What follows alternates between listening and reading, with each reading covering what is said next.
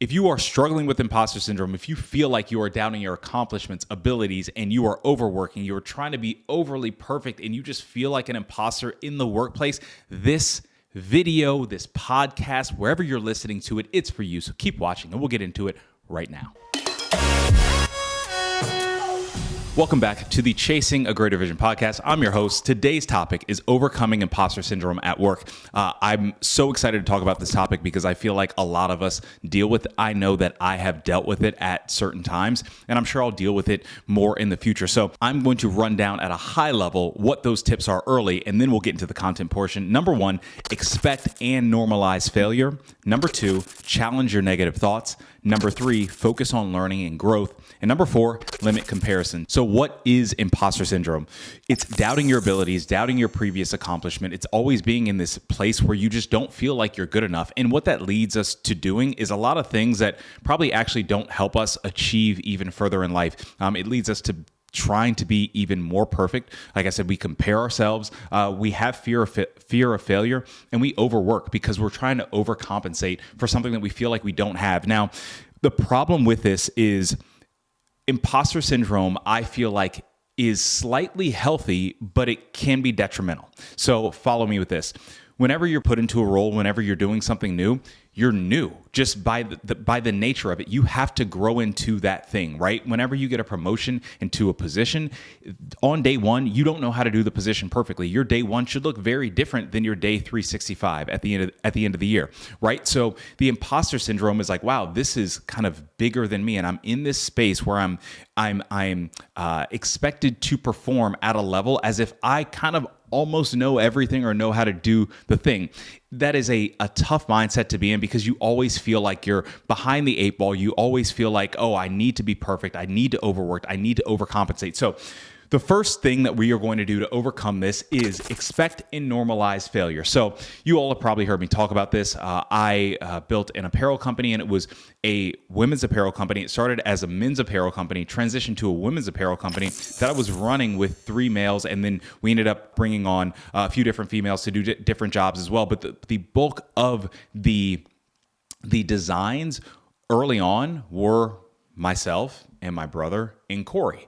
And what we did was we were just trying to figure it out. Now, over these first few years, we felt like complete frauds. And it wasn't that we were being fraudulent. We're like, how can we make women's apparel when we've never worn women's apparel, right? And so we had to do so much research. We were figuring it out. We were also figuring out the supply chain. We were figuring out how to run a business. We were figuring out how to put systems in place. And it was a very tough thing because at the end of the day, we're putting out a product that we're passionate about, but that we don't utilize, right? So we had to consistently normalize failure in the sense of we're not going to get it perfect. Sometimes we put items out there and we didn't know about, different types of bras, different types of whatever. And so we got a lot of feedback that we were like, man, if we really had some hands-on experience in that, then we would understand a little bit more. So we had to expect failure, which meant that we had to do a little bit more strategic work to understand that in going into it, we weren't going to be perfect, and that's okay, right?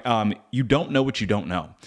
Failure is not final. It's a learning moment. It's something where you can learn because you don't know what you don't know. I do this to myself all the time. I beat myself up all the time when I make a mistake. But where I've started to give myself grace is in the areas that I failed that I didn't know and that I did the best that I could. That's all that you can ask for. That's all that I could do, right? So if you are failing, giving your best with every resource that you have, and you're putting your best foot forward, then that's okay. Then learn from that and move on. Now, if you're failing because you're neglecting what you should be doing and you know the right thing to do, but you're not doing it, it's a very different story, right? So we're talking about failure because you're doing what you can with what you have. The other thing is the best learning is immersion, right?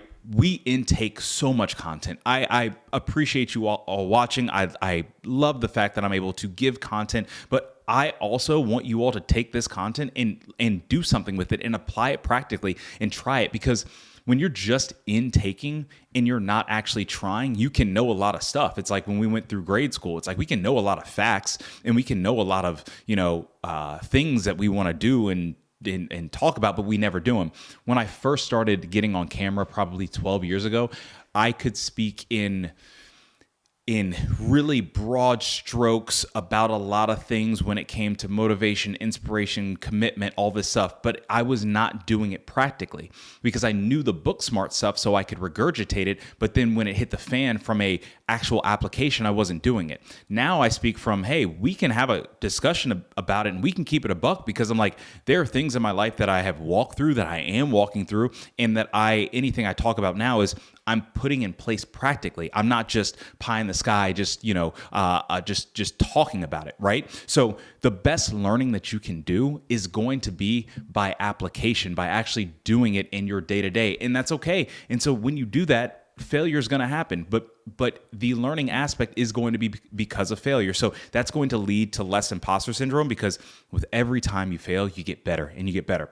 Number 2, challenge negative thoughts. So I would always used to say this is too hard. I would say it consistently. I would say it out loud. I would say it in my head. And overall, everything actually felt too hard.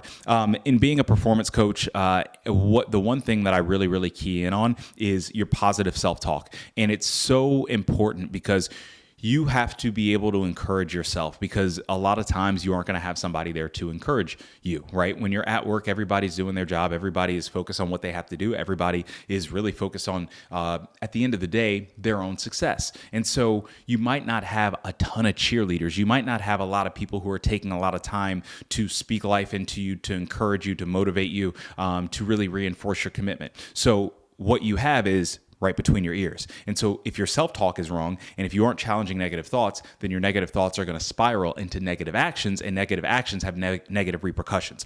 So challenge your negative self-talk. Now, this is a simple thing, and it sounds very cheesy, and it sounds very corny, but I can promise you that it works because I do it consistently. So if you have a negative self-talk, and this is just the very basic, very easy. If you're constantly telling yourself you can't do it, just switch it. Hey, you can do it. You can do it. Now, I heard this from I think a mental scientist.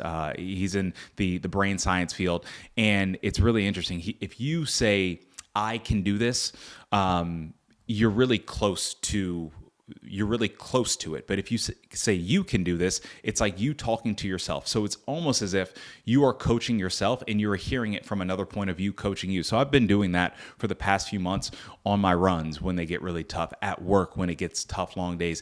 And I found that it actually works. I have a different disposition. I'm hearing myself saying something positive and I'm just reacting to the positivity and reacting and moving in a different way. So instead of having imposter syndrome and feeling like I can't do this is overwhelming, all I'm hearing is you can do this. You are in this place for a reason. You've got this. And when I do that, it's almost like this, oh, you hear that and you're like, I can push harder. I can go faster. I am in the right place. You have to hear that for yourself to challenge your negative thoughts. Number 3, focus on learning and growth. So be a student. Now, when it comes to, for me, like fitness coaching, my fitness coaching revamp. So right now, I have a company. It's called the Jasper Consulting Group. And what I do is I do performance coaching, which is a little bit of like quote unquote life coaching. I don't like to use that term because we'll get into that another day. But performance coaching for my life coding system. And the focus for performance coaching is to rewire your brain to automatically work so that you can perform better